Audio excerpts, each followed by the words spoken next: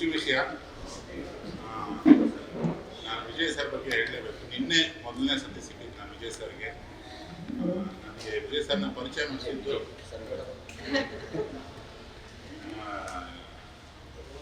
ಭುವನ್ ಮತ್ತು ಹರ್ಷಿತ್ ಅವರು ಪರಿಚಯ ಮಾಡಿಸಿದ್ರು. ಒಂದ್ಸತಿ ಸಿಗೋಣ ಸರ್ಗೆ ಅಂದರೆ ತುಂಬ ಅಡ್ವೆಂಚರಸ್ ಯೋಚನೆಗಳು ಇಟ್ಕೊಂಡು ಸಾಕಷ್ಟು ಸಿನಿಮಾಗಳಿಗೆ ಪ್ಲ್ಯಾನ್ ಮಾಡ್ತಿರೋ ಬ್ರಿಲಿಯಂಟ್ ಮಾರ್ಕೆಟಿಂಗ್ ಮೈಂಡು. ನಾನು ಬಂದೆ ಕೂತ್ಕೊಂಡೆ, ಇವರು ಮತ್ತೆ ಮಾತಾಡ್ತಿದ್ರು, ಫೋನ್ ಇಟ್ಕೊಳ್ತಾ ಇದ್ರು. ಆಮೇಲೆ ಒಬ್ಬ ಕಾರ್ಪೆಂಟರ್ ಬಂದಿದ್ರು, ಕಾರ್ಪೆಂಟರ್ ಟೀಮು. ಅವರಿಗೆ ಡೆಡ್ಲೈನ್ ಆಗ್ತಾ ಇತ್ತು, ಇನ್ನು 1 ಅವರಲ್ಲಿ ಆಗಬೇಕು, ಇನ್ನು 2 ಅವರಲ್ಲಿ ಆಗಬೇಕು, ಇನ್ನು 3 ಅವರಲ್ಲಿ ಆಗಬೇಕು ಅಂತ ನಾನು ಕೇಳಿ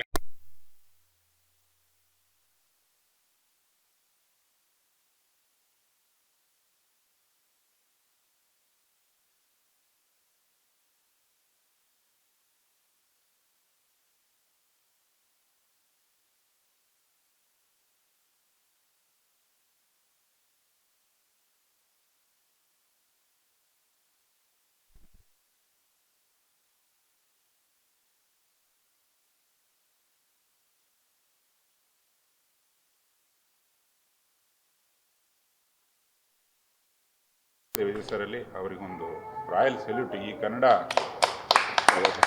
ಉದ್ಯಮದ ಪರವಾಗಿ. ಇನ್ನು ಮಿಕ್ಕಿದಂಗೆ ಭುವನ್ ಏನಾರ ಮೈಕ್ ಕೊಟ್ಬಿಟ್ರೆ ಬೆಳಕರಿಸ್ಬಿಡ್ತಾನೆ. ದೇಶ ವಿದೇಶ ತುಂಬ ಸುತ್ತಾಡಿದ್ದಾನೆ. ನಾನು ನಟರಲ್ಲಿ ನಾರ್ಮಲಿ ಒಂದು ಸೆನ್ಸನ್ನು ಹುಡುಕ್ತಾ ಇರ್ತೀನಿ. ಒಂದು 5 ನಿಮಿಷ ತಡ್ಕೊಬೋದಾ, ಇನ್ನು 10 ನಿಮಿಷ ತಡ್ಕೊಬೋದಾ, ಎಷ್ಟೊತ್ತು ಮಾತಾಡ್ತಾರೆ, ಏನು ಕತೆ ಅಂತೆಲ್ಲ ಸುಮ್ಮನೆ ಕೇಳಿಸ್ಕೊಳ್ಳೋದು ನನ್ನ ಅಭ್ಯಾಸ. ಇವನು ಶುರು ಮಾಡ್ದ ಅಂದರೆ ಮುಗಿಸೋದೇ ಇಲ್ಲ, ಬಟ್ ಎಲ್ಲ ಪ್ರತಿ ವಿಷಯದಲ್ಲೂ ಏನೋ ಒಂದು ಇಟ್ಟಿರ್ತಾನೆ. ನನಗೆ ಇವನು ಹೇಳಿದ್ದು ಒಂದು ಇನ್ಸಿಡೆಂಟು ತುಂಬ ಇಷ್ಟ ಆಯಿತು. ಯಾರೋ ಒಬ್ಬ ಫ್ರೆಂಡು ಅಮೇರಿಕಾದಲ್ಲಿ ಒಂದು ಕಪ್ಪೆದೇನೋ ಪಲ್ಯ ತಿನ್ನಿಸಿದ್ನಂತೆ. 1 ನಿಮಿಷಕ್ಕೆ ಕಪ್ಪೆ ಆಗ್ಬಿಟ್ಟಿದ್ದೆ ಅಂತ. ಇಂಥವು ಏನೇನು ಮಾಡಿದೆಯಾ ಹೇಳು ಅಂತ ಹೇಳಿದೆ. ನಿನ್ನೆವರೆಗೆ ಹೇಳಿದ್ದೇನೆ, ಅದನ್ನೆಲ್ಲ ನೆಕ್ಸ್ಟ್ ಹೇಳ್ತೀನಿ. ಸೊ ಒಬ್ಬ ಸೆನ್ಸಿಬಲ್ ನಟನಾಗಿ ಮತ್ತು ಹೃದಯದಿಂದ ನಟನೆನ ಕಲ್ತಿದ್ದಾನೆ. ಅಲ್ಲಿ ಇಲ್ಲಿ ಅಲ್ದಾಡಿ ಹೊರದೇಶದಲ್ಲಿ ಒಬ್ಬ ಮಹಾನ್ ನಟರದ್ದೊಂದು ಇನ್ಸಿಡೆಂಟ್ ಹೇಳ್ತಾನೆ ಅವನ ಬಾಯಲ್ಲೇ ಕೇಳಿ. ಸೊ ಒಂದು ಆ್ಯಂಬಿಷನ್, ಒಂದು ದೂರದ ನಡಿಗೆ ನಡೀತೀನಿ, ನಟನೆ ಅಂದರೆ ಅದ್ರ ಬೆನ್ನು ಹತ್ತೀನಿ ಅನ್ನೋದು ತುಂಬ ಟೇಬಲ್ ಕುಟ್ಟಿಯೆಲ್ಲ ಮಾತಾಡಿದ್ದಾನೆ. ಹಂಗೆ ಹೋಗಿ ಈ ಹಲೋ 1 2 3 ಇವತ್ತು ಇವನ ಸಹೃದಯತೆ, ಹರ್ಷಿತ್ ಅವ್ರ ಸಹೃದಯತೆ ಮತ್ತು ವಿಜಯ್ ದಂಪತಿಗಳ ಒಂದು ಗುಡ್ ಹಾರ್ಟೆಡ್ನೆಸ್ಸಿಗೆ ಶುರು ಆಗಿದೆ. ಸಕಲರಿಗೂ ಮತ್ತೊಮ್ಮೆ ಧನ್ಯವಾದ. ಮತ್ತೊಮ್ಮೆ ಕೇಳ್ತೀನಿ, ಕ್ಷಮಿಸಿ, ತುಂಬ ತಡವಾಯಿತು ಮಳೆ ಮತ್ತು ಟ್ರಾಫಿಕ್ ಜಾಮ್ನಿಂದ. ಹಾಗೆ ಸ್ಪೆಂಟ ಅವರಿಗೆ ಸ್ವಾಗತ. ಅವರು ಕನ್ನಡತಿ ಅಲ್ಲ, ಬಟ್ ಕನ್ನಡ ಪ್ರೀತಿಗೆ ನಿನ್ನೆ ಪುಣೆಯಿಂದ ಇಲ್ಲಿಗೆ ಪಯಣಿಸಿದ್ದಾರೆ. ಹಾಗೆ ನಾನು ವಿಶೇಷವಾಗಿ ಧನ್ಯವಾದ ಹೇಳಬೇಕಾಗಿರೋದು ಮಗುಗೆ. ಭುವನ್ ದಂಪತಿಗಳು ಈ ಸಿನಿಮಾನ ಮಾತಾಡೋದಕ್ಕೆ ಬಂದಾಗ ಮಗು ಜೊತೆಗಿತ್ತು. ಒಂದು ಮಗು ಇದ್ದಾಗ ನಾವು ನಾರ್ಮಲಿ ಈ ಸಿನಿಮಾದವ್ರ ಥರ ಆಡೋಲ್ಲ, ಅಥವಾ ಬಿಸ್ನೆಸ್ಮನ್ಗಳ ಥರ ಆಡೋದಿಲ್ಲ. ಆ ಮಗು ನಮ್ಮೆಲ್ಲ ಯೋಚನೆಗಳನ್ನು ಕಂಟ್ರೋಲ್ ಮಾಡ್ತದೆ. ಅಂದರೆ ಯಾರ್ಯಾರು ಮಕ್ಕಳಿದಾವೆ ಗೊತ್ತಿಲ್ಲ, ಸುಮಾರು ಜನಕ್ಕೆ ಇದ್ದಾವೆ, ಸುಮಾರು ಜನಕ್ಕೆ ಇಲ್ಲ ಅನಿಸುತ್ತೆ. ಬಟ್ ಒಂದು ಮಗುವಿನ ಪವರ್ ಅದು ತುಂಬ ವಿಶೇಷವಾಗಿರ್ತದೆ. ಅದು ಏನೋ ಮಾಡಿಸುತ್ತೆ ನಮ್ಮ ಕೈಲಿ. ಒಂದು ಅಟ್ಲೀಸ್ಟ್ ನಮ್ಮೆಲ್ಲದನ್ನು ಮರೆತು ಈ ಕಾಂಪಿಟೇಷನ್ನು, ನಾನು ಗೆಲ್ಲಬೇಕು, ಅವ್ನು ಸೋಲಬೇಕು, ಇವೆಲ್ಲ ಗಾಂಚಲಿ ಬಿಟ್ಬಿಟ್ಟು ಒಂದು ಮಗು ಇದ್ದಾಗ ಅದರಲ್ಲೊಂದು ದೇವರನ್ನ ನೋಡ್ತೀವಿ ನಾವು. ಡೇ 1 ಇಲ್ಲಿವರೆಗೆ, ಅಂದರೆ ನಾವು ಹೆಚ್ಚು ದಿವಸ ಏನು ಮಾತಾಡಿಲ್ಲ ಇದ್ರ ಬಗ್ಗೆ, ಒಂದು 10 ದಿವಸನೂ ಆ ಮಗುವೇ ಈ ಚಿತ್ರದ ನಿರ್ದೇಶಕಿ ಅಂತ ಹೇಳೋದಕ್ಕೆ ಇಷ್ಟಪಡ್ತೀನಿ.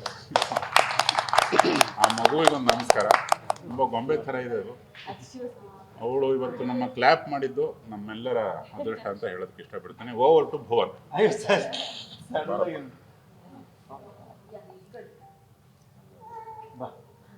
ಅವ್ರು ಮಾತಾಡಿದ್ದಾರೆ ಬೇಕಾ? ಅವ್ರು ಮಾತಾಡಲಿ. ಮಾತಾಡಿ.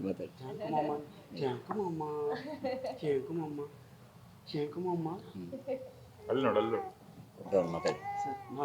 ನೀವು ಮಾತಾಡಿ, ನಿಮ್ದು ಕೇಳುವ. ಅವರ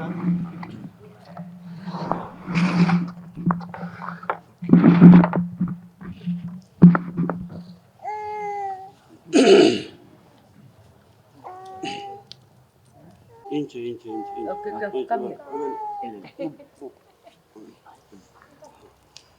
ಎಲ್ರಿಗೂ ನಮಸ್ಕಾರ.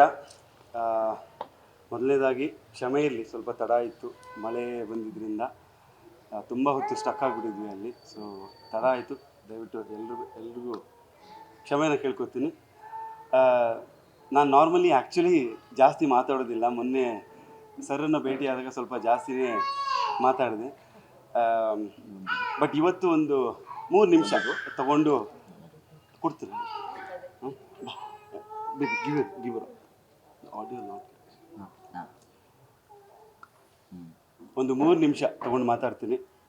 ನಿಮಗೆಲ್ಲ ಗೊತ್ತಿರೋ ಹಾಗೆ ರಾಂಧವ ಸಿನಿಮಾ ಆಗಿ ಅದು ತುಂಬ ಚೆನ್ನಾಗಾಗಿ, ಪ್ರಣಯರಾಜ ಸಿನಿಮಾ ಆಗಿ ನಾನೊಂದು 3-4 ವರ್ಷದ ಗ್ಯಾಪನ್ನು ತಗೊಂಡಿರುವಂಥದ್ದು. ಫ್ಯಾಮ್ಲಿಗೋಸ್ಕರ, ಕೆಲವೊಂದು ಪರ್ಸ್ನಲ್ ವಿಷಯಕ್ಕೋಸ್ಕರ ಮದುವೆ ಆಯಿತು, ಪಾಪುನೂ ಆಯಿತು, ಎಲ್ಲ ಆಗಿ ಒಂದು ಒಳ್ಳೆಯ ಸಿನಿಮಾ ಮಾಡಬೇಕು ಅಂತ ಆಸೆ ಇತ್ತು. ಹಾಗಾಗಿ ಇವತ್ತು ನಾವು ನಿಮ್ಮ ಜೊತೆ ಕೂತ್ಕೊಂಡಿರುವಂಥದ್ದು. ನಾನು ತುಂಬ ಮುಖ್ಯವಾಗಿ ಕೆಲವರ ಬಗ್ಗೆ ಇವತ್ತು ಮಾತಾಡಲೇಬೇಕು. ಮೊದಲನೇದಾಗಿ ನನ್ನ ಧರ್ಮಪತ್ನಿಯ ಬಗ್ಗೆ. ಒಬ್ಬ ನಟ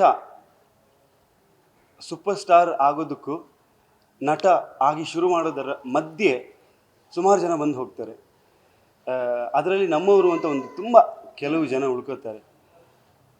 ಇಡೀ ನನ್ನ ಜರ್ನಿಯಲ್ಲಿ ತುಂಬ ಕಷ್ಟ ಆದರೂ, ಇಷ್ಟ ಆದರೂ, ತೊಂದರೆಗಳಾದರೂ ನನ್ನ ಕೈ ಬಿಡದೆ ತುಂಬ ಪ್ರೀತಿಯಿಂದ ನನ್ನನ್ನು ಇಲ್ಲಿವರೆಗೂ ನನ್ನ ಜೊತೆ ಇದ್ದಿದ್ದಕ್ಕೆ ಥ್ಯಾಂಕ್ ಯು. ಆ್ಯಂಡ್ ನನ್ನ ಪಾಪು, ನನ್ನ ತ್ರಿದೇವಿ ಅವರು ಬಂದಾದಮೇಲೆ ನಮ್ಮ ಜೀವನದಲ್ಲಿ ತುಂಬ ಒಳ್ಳೆಯ ವಿಷಯಗಳು ನಡೀತಾ ಇರುವಂಥದ್ದು. ಸೊ ನನ್ನ ಪಾಪುಗೂ ಕೂಡ ಥ್ಯಾಂಕ್ ಯು. ಸಿನಿಮಾ ರಂಗದಲ್ಲಿ ಯಾರಿಗೂ ಕೂಡ ಸಪೋರ್ಟ್ ಮಾಡುವಂಥದ್ದು ತುಂಬ ಕಡಿಮೆ. ಅಂಥದ್ರಲ್ಲಿ ನಮ್ಮನ್ನು ಭೇಟಿಯಾಗಿ ನಮ್ಮ ಒಡನಾಟ ಶುರುವಾದ ಮೇಲೆ ನಮ್ಮ ವಿಜಯ್ ಸರ್ ಅವರು ಒಂದು ಮಾತು ಹೇಳಿದರು, Bhuvan, you should become a super star. ಒಂದೇ ಮಾತು ಹೇಳಿದ್ರು.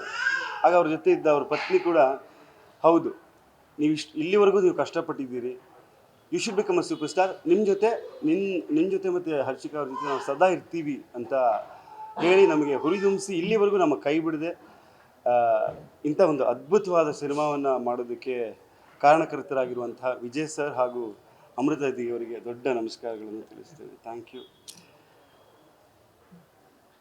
ಒಬ್ಬ ನಟ ಚಿತ್ರರಂಗಕ್ಕೆ ಬಂದು ಅದು ಯಾವುದೇ ಭಾಷೆಯಲ್ಲಿರಲಿ, ಇಂಥ ಒಬ್ಬರ ಜೊತೆ ಕೆಲಸ ಮಾಡಬೇಕು ಅಂತ ಯೋಚನೆ ಮಾಡಿರ್ತೀವಿ. ನಾನು ಹಲವಾರು ಸಿನಿಮಾಗಳನ್ನು ಮಾಡಿದ್ದೀನಿ. ಆ ಸಿನಿಮಾಗಳಲ್ಲೆಲ್ಲ ಈ ಸೀನಿಯರ್ ನಟರ ಜೊತೆ ಕೂತು ಮಾತಾಡ್ತಿದ್ದಾಗ ಎಲ್ಲರ ಬಾಯಲ್ಲಿ, ಅಂದರೆ ತುಂಬ ಸೀನಿಯರ್ ನಟರ ಜೊತೆ ಕೂತು ಮಾತಾಡ್ತಿದ್ದಾಗ ಎಲ್ಲರ ಬಾಯಲ್ಲಿ ಬರ್ತಾ ಇದ್ದಿದ್ದು ಒಂದು ವಿಷಯ ಏನು ಅಂತಂದರೆ, ನಾವು ನಮ್ಮ ಯೂತ್ ದಿನಗಳಲ್ಲಿ, ಯಂಗ್ಸ್ಟರ್ ದಿನಗಳಲ್ಲಿ ನಮ್ಮಲ್ಲಿ ಇದ್ದಿದ್ದು ಒಂದೇ ಏನು ಅಂತಂದರೆ, ನಾವು ಪುಟ್ಟಣ್ಣ ಕಣಗಾಲ್ ಅವ್ರ ಜೊತೆ ಕೆಲಸ ಮಾಡಬೇಕು ಅನ್ನುವಂಥದ್ದು ಅಂತ. ಸೊ ನಮ್ಮ ಲೈಫಲ್ಲಿ ಇದ್ದಿದ್ದು ಒಂದು ಏಮಂತಂದರೆ, ಒಂದು ಸಲ ಅವ್ರನ್ನ ಭೇಟಿ ಆಗೋದು, ಇಲ್ಲ ಒಂದು ಸಲ ಅವ್ರನ್ನ ಮೀಟ್ ಆಗಿ, ಸರ್ ದಯವಿಟ್ಟು ನಮಗೂ ಸಹ ಕೆಲಸ ಕೊಡಿ ಅಂತ ಕೇಳ್ಕೊಳ್ಳುವಂಥ ಕೆಲಸವನ್ನು ನಾವು ಮಾಡ್ತಾ ಇದ್ವಿ ಅಂತ ಅವರೆಲ್ಲ ಹೇಳ್ತಾ ಇದ್ರು. ಅದೇ ರೀತಿಯಲ್ಲಿ ಈ ನಮ್ಮ ಜನ್ರೇಷನ್ ನಟರನ್ನು ನೀವು ತೊಗೊಂಡ್ರೆ, ನಾವೆಲ್ಲರೂ ಕೂತು ಸೆಟ್ಟಲ್ಲಿ ಅಲ್ಲಿ ಇಲ್ಲಿ ಮಾತಾಡಿದಾಗ ಒಂದೇ ಒಂದು ವಿಷಯವನ್ನು ಮಾತಾಡ್ತೀವಿ. ಏನು ಅಂತಂದರೆ, ಒಂದು ಸಲ ಯೋಗರಾಜ್ ಭಟ್ರ ಸಿನಿಮಾದಲ್ಲಿ ಕೆಲಸ ಮಾಡಬೇಕು ಅನ್ನುವಂಥದ್ದು. ನಾನು ಸಿನಿಮಾ ರಂಗಕ್ಕೆ ಬಂದಾಗಲೂ ಕೂಡ ಶುರುವಲ್ಲೇ ತುಂಬ ಆಸೆ, ಇಷ್ಟಪಟ್ಟು ಕ್ರೇಜ್ ಅಂತ ಇದ್ದಿದ್ದು ಒಬ್ಬರೇ ಡೈರೆಕ್ಟರ್ ಜೊತೆ ಕೆಲಸ ಮಾಡಬೇಕು ಅಂತ ಇದ್ದಿದ್ದು ನನಗೆ ಆಸೆ, ಯೋಗರಾಜ್ ಭಟ್ ಸರ್ ಜೊತೆ. ಇವತ್ತು ಎಲ್ಲರ ಆಶೀರ್ವಾದದಿಂದ, ಆ ಭಗವಂತನ ಆಶೀರ್ವಾದದಿಂದ ಇವತ್ತು ಸರ್ ಜೊತೆ ಕೂತಿರುವಂಥದ್ದೇ ನಮ್ಮ ಒಂದು ದೊಡ್ಡ ಒಂದು ಪುಣ್ಯ ಅಂತ ನಾನು ಅನ್ಕೋತೀನಿ. So Bhat sir, thank you so much. ನನ್ನ ಭಟ್ ಸರ್ ಭೇಟಿ ತುಂಬ ವಿಚಿತ್ರವಾಗಿ ಆಯಿತು. ಆ್ಯಕ್ಚುಲಿ ನಾವು ಭೇಟಿಯಾಗಿ ಮಾತಾಡ್ತಾ ಸಿನಿಮಾದ ವಿಷಯ ಮಾತಾಡೋ ಬದಲು ನಾನು ಅಮೇರಿಕದಲ್ಲಿ ನನ್ನ ಮೆಥಡ್ ಆ್ಯಕ್ಟಿಂಗ್ ಮಾಡ್ತಾ ಇರುವಾಗ ಏನೇನು ನನಗೆ ಎಕ್ಸ್ಪೀರಿಯೆನ್ಸ್ ಆಯಿತು ಅದನ್ನೆಲ್ಲ ಮಾತಾಡ್ಕೊಂಡು ಬಂದ್ವಿ. ಅಲ್ಲಿ ನಮಗೊಂದು ಈ 3 ವರ್ಷ ಮುಗಿಯುವಾಗ, ಕೋರ್ಸ್ ಮುಗಿಯುವಾಗ ನಮಗೊಂದು ಮಾಸ್ಟರ್ ಕ್ಲಾಸ್ ಆಯಿತು. ಮಾಸ್ಟರ್ ಕ್ಲಾಸಲ್ಲಿ ಮಾರ್ಗನ್ ಫ್ರೀಮನ್ ಅನ್ನುವಂಥ ಒಬ್ಬರು ನಟ ಬರ್ತಾರೆ. ಅವರು ನಮಗೆ ಒಂದು ಮಾಸ್ಟರ್ ಕ್ಲಾಸನ್ನು ತೊಗೋತಾರೆ. ನನಗೆ ಫಸ್ಟ್ ಅವರನ್ನು ನೋಡಿ ಏನು ಅನಿಸಿದ್ದು ಅಂತಂದರೆ, ಸರ್ ನೋಡೋದಕ್ಕೆ ಎಕ್ಸಾಕ್ಟು ಯೋಗರಾಜ್ ಭಟ್ ಸರ್ ಥರನೇ ಇದಾರಲ್ಲ ಅಂತ ಫಸ್ಟ್ ನನಗೆ ಆ ಥಾಟ್ ಬಂತು. ಹಾಗೆ ಆವಾಗಲೂ ಕೂಡ ಹಾಲಿವುಡಲ್ಲಿ ಕೂತ್ಕೊಂಡು ಕೂಡ ನನ್ನ ತಲೆಯಲ್ಲಿ ಎಲ್ಲೋ ಒಂದು ಕಡೆ ಯೋಗರಾಜ್ ಭಟ್ ಸರು, ಅವರ ಮಾತುಕತೆ, ಅವರ ವಾಯ್ಸ್ ಎಲ್ಲ ಅದೇ ರೀತಿಯಲ್ಲಿ ಇದೆಯಲ್ಲ ಅನ್ನುವಂಥ ಒಂದು ಯೋಚನೆಗಳು ನಡೀತಾ ಇತ್ತು. ಹಾಗೆ ಅವ್ರ ಜೊತೆ ಮಾತಾಡ್ತಿದ್ದಾಗ ಒಂದು ಕಪ್ಪೆಯ ವಿಷಯ ಬಂತು. ಈ ಒಂದು ಸಣ್ಣ ವಿಷಯವನ್ನು ನಿಮ್ಮ ಜೊತೆ ಶೇರ್ ಮಾಡ್ಕೊತೀನಿ. ಏನಾಯಿತು ಅಂತಂದರೆ, ನಾನು ಪೆರುವಲ್ಲಿದ್ದೆ. ಪೆರು ಅನ್ನೋ ಒಂದು ದೇಶದಲ್ಲಿದ್ದೆ. ಅಲ್ಲಿ ಆಯುವಾಸ್ಕಾ ಅನ್ನೋ ಒಂದು ಟ್ರೀಟ್ಮೆಂಟ್ ಥರ, ಅದು ಟ್ರೀಟ್ಮೆಂಟ್ ಅಂದರೆ ಟ್ರೀಟ್ಮೆಂಟ್ ಅಲ್ಲ, ಬಟ್ ಅದೊಂದು ರೆಜ್ಯುನೇಷನ್ ಟೆಕ್ನಿಕ್ ಅಂತ ಹೇಳ್ತಾರೆ. ಅದು ಮುಗಿಸ್ಕೊಂಡು ನಾನು ಇನ್ನೊಂದು ಕಡೆ ಹೋದಾಗ ಅಲ್ಲಿ ಒಬ್ಬರು ಸಿಗ್ತಾರೆ, ಒಬ್ಬ ಸ್ವಲ್ಪ ವಯಸ್ಸಾಗಿರುವಂಥ ಮನುಷ್ಯ. ಅವ್ರು ಹೇಳ್ತಾರೆ, ನೋಡಿ ನಿಮ್ಮ ಜೀವನದಲ್ಲಿ ಇಲ್ಲಿವರೆಗೂ ಆಗಿಲ್ದಿರುವಂತಹ ಒಂದು ವಿಷಯವನ್ನು ನಾನು ನಿಮ್ಗೆ ಇವತ್ತು ಮಾಡಿಸ್ತೀನಿ, ನೀವು ನನ್ನ ಜೊತೆ ಬೇಟೆಗೆ ಬನ್ನಿ ಅಂತಂದರು. ಸೊ ನಾನು ಓಕೆ, ಬೇಟೆ ನಮ್ಮೂರಲ್ಲೆಲ್ಲ ಬೇಟೆ ಆಗಲ್ಲ, ಬಟ್ ನಮಗೆ ಕಾಡು ಮೇಡು ಎಲ್ಲ ನೋಡಿ ಅಭ್ಯಾಸ, ಆಯ್ತು ಹೋಗೋಣ ಅಂತೇಳಿ ಅಮೆಝಾನ್ ಜಂಗಲ್ ಒಳಗೆ ಹೋದ್ವಿ. ಅಲ್ಲಿ ಈ ಮನುಷ್ಯ ಒಂದು ಮರದ ಮೇಲೆ ಒಂದು ಕಪ್ಪೆಯನ್ನು ನೋಡ್ತಾನೆ. ಕಪ್ಪೆ ಹಸಿರು ಕಲರ್ ಕಪ್ಪೆ ಇರುತ್ತೆ. ಆ ಕಪ್ಪೆಯನ್ನು ಅವನೇ ಹತ್ತಿ ಕಬಕ್ಕಂತ ಹಿಡ್ಕೊ ಬರ್ತಾನೆ. ಅವರ ಒಂದು ಸಣ್ಣ ಮನೆ ಇರುತ್ತೆ. ಆ ಸಣ್ಣ ಮನೆಯಲ್ಲಿ ಅದನ್ನು ಹೀಗೆ ಕಟ್ಟಾಕ್ತಾರೆ, 4 ಕೈ ಕಾಲು ಅದನ್ನು ಕಟ್ಟಾಕ್ಬಿಟ್ಟು ಅದ್ರ ಬೆನ್ನಿಗೆ ಚುಚ್ತಾರೆ. ಅದ್ರ ಬೆನ್ನಿಗೆ ಚುಚ್ಚಿದಾಗ ಅದರ ಬೆನ್ನಿಂದ ಒಂದು ಸ್ಟಿಕ್ಕಿ ಗಮ್ ಥರ ಒಂದು ಸೆಕ್ರೀಷನ್ ಬರುತ್ತೆ. ಆ ಸೆಕ್ರೀಷನನ್ನು, ಆ ಜ್ಯೂಸನ್ನು ತೆಗೆದು ನನಗೆ ಇಲ್ಲಿ 3 ಗಾಯ ಮಾಡಿ ನನಗೆ ಹಾಕ್ತಾರೆ. ಆ ಗಾಯ ಮಾಡಿ ಹಾಕಿದಾಗ ಒಂದು 2 ನಿಮಿಷ ಏನೂ ಆಗಲ್ಲ. ಆ 2 ನಿಮಿಷ ಆದಮೇಲೆ ನನಗೆ ಕಪ್ಪೆ ಥರ ಅನ್ಸೋಕ್ಕೆ ಶುರುವಾಗುತ್ತೆ. ಅಂದರೆ ನನ್ನ ಮುಖ ಎಲ್ಲ ಹಿಂಗಾಗಿ, ಅಂದರೆ ರಿಯಲ್ ಆಗಿ ನನ್ನ ಒಳಗೆ ನಾನೇ ಕಪ್ಪೆ ಆಗ್ಬಿಟ್ನೇನೋ ಅನ್ನೋದು, ನನ್ನ ಕೈಯೆಲ್ಲ ಹೀಗಾಗೋದು, ಕಣ್ಣೆಲ್ಲ ಹೊರಗೆ ಬರೋದು, ಹಿಂಗೆಲ್ಲ ಆಗ್ಬಿಟ್ಟಿತ್ತು. ಸೊ ಅದಾಗಿ ಒಂದು 3 ನಿಮಿಷದಲ್ಲಿ ನಾನು ಪಾಸ್ ಔಟ್ ಆಗ್ತೀನಿ. ಅದಾದಮೇಲೆ 18 ಗಂಟೆ ಆದಮೇಲೆ ನಾನು ಎದ್ದೇಳ್ತೀನಿ. ಆ 18 ಗಂಟೆಗಳಲ್ಲಿ ನಾನು ಏನೇನು ನೋಡಿದೆ ಅಂತಂದರೆ, ಭುವನ್ ಜೊತೆ ಮಾತಾಡೋವಂಥದ್ದು. ಅಂದರೆ ನಿನ್ನ ಜೀವನದಲ್ಲಿ ಏನೇನು ನಡೀತಾ ಇದೆ, ಏನು ತಪ್ಪುಗಳನ್ನು ಮಾಡ್ತಾ ಇದೆಯಾ, ಯಾರು ನಿಜವಾದವರಲ್ಲ ಅಂತ ಒಂದು ಅದು ಗೋಲ್ಡ್ DMT ಅಂತ ಒಂದು ಕೆಮಿಕಲ್ ಅದರಲ್ಲಿ ಇರುತ್ತೆ. ಆ ಸೆಕ್ರೀಷನಲ್ಲಿ ಅದು ನಿಮ್ಮನ್ನು ಒಂದು ಹ್ಯಾಲುಸಿನೇಷನ್ ಸ್ಟೇಜಿಗೆ ತೊಗೊಂಡೋಗುತ್ತೆ. ಸೊ ಆ ಒಂದು ಕಥೆಯನ್ನು ಸರ್ಗೆ ಹೇಳಿದೆ. ಸರ್ ಆವಾಗ ಹೇಳಿದ್ರು, ನಾನು ಇದೇ ಥರದ್ದು ಒಂದು ಕಾನ್ಸೆಪ್ಟ್ ಏನೋ ಪ್ಲ್ಯಾನ್ ಮಾಡ್ತಾ ಇದ್ದೆ, ಸೊ ಈ ಥರ ಎಕ್ಸ್ಪೀರಿಯೆನ್ಸ್ ಮಾಡ್ಬಿಟ್ಟಿದೆಯಲ್ಲ ಅಂತ. ಸೊ ಈ ಥರದಲ್ಲಿ ಹಲವಾರು ವಿಷಯಗಳನ್ನು ಮಾತಾಡಿದ್ವಿ.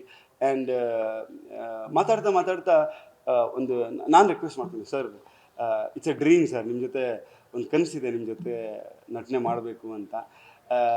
ನೀವು ಮಾತಾಡು ಅಂತ ಹೇಳ್ತಾಯಿದ್ರು. ಏನು ಮಾತಾಡೋದು? ಆ್ಯಂಡ್ ಸರ್ ಹೇಗೆ ಅಂತಂದರೆ ತುಂಬ ಸ್ಲೋ ಮಾತಾಡೋದು. ಅಂದರೆ ನಾವೀಗ ಮಾತಾಡಿ ಒಂದು ಗ್ಯಾಪ್ ಕೊಡದೆ ಮಾತಾಡ್ತಾ ಇರ್ತೀವಿ. ಸರ್ ಏನೋ ಮಾತಾಡಿ ನಮ್ಮನ್ನೇ ಹಿಂಗೆ ನೋಡ್ತಾ ಇರ್ತಾರೆ.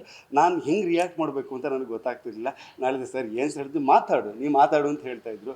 ನೋಡಿ ಮಾಡಿ ಸ್ವಲ್ಪ ಸಮಯ ಕಳೆದು ಮಾಡಿ ಆದಮೇಲೆ ಸರ್ಗೆ ಅದೇನೋ ಅನಿಸುತ್ತೆ, ಈ ಥರ ಒಂದು ಸಿನಿಮಾ ಮಾಡೋಣ ಅಂತ ಒಪ್ಕೊಂಡು ಬಂದ್ವಿ.